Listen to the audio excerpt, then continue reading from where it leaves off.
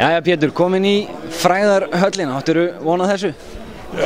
Ekki svona endilega, en ég vissi nú reynilega ekki að það væri komið svona heiðurshöll hérna á Íslandi, en alltaf vissulega mikil heiður og mjög gaman að fá að taka þátt í þessu og vera komin inn í höllina. Þú þakkaðir mörgum hérna fyrir þegar þú fékkst tækifæri til að fara í pontu á svona viðurkenninga fyrir þá sem kannski snúa, hvað segir maður, alltaf tjaldarbæki á ferli hvers íþróttamanns.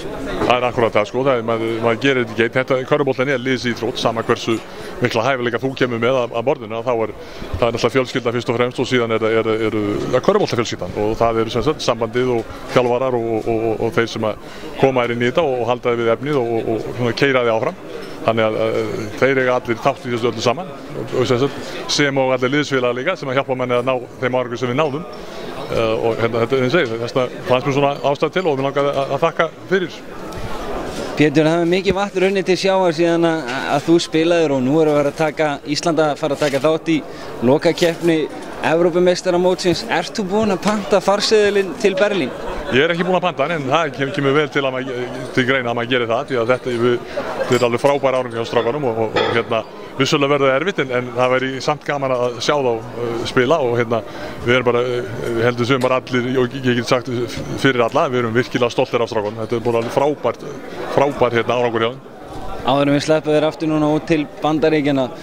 Svaka kvöld að baki, þú í heiðurshöllina, Jón Arnór, íþróttamaður ársins, körfuboltalandsliðið, lið ársins. Þetta verður seint toppað eða ekki? Ég held að það verður aldrei toppað. Þetta er alveg frábært fyrir körfuboltann og bara viðurkenning fyrir forystuna og það átak sem þeir hafa haft í gangi og ég held að sé ekki að taka neitt frá neinum að við þökkum sérstaklega Ólafi Rafnssyni fyrir það sem hann byrjaði þegar hann var formaður og margt sem hann gerði, en þetta er bara búið að vera frábært ár fyrir okkur í körfuboltanum þessu ári og bara hlakka til til 2015. Pétur Guðmundsson, meðlimur frægðarhallarinnar, takk fyrir. Thank you.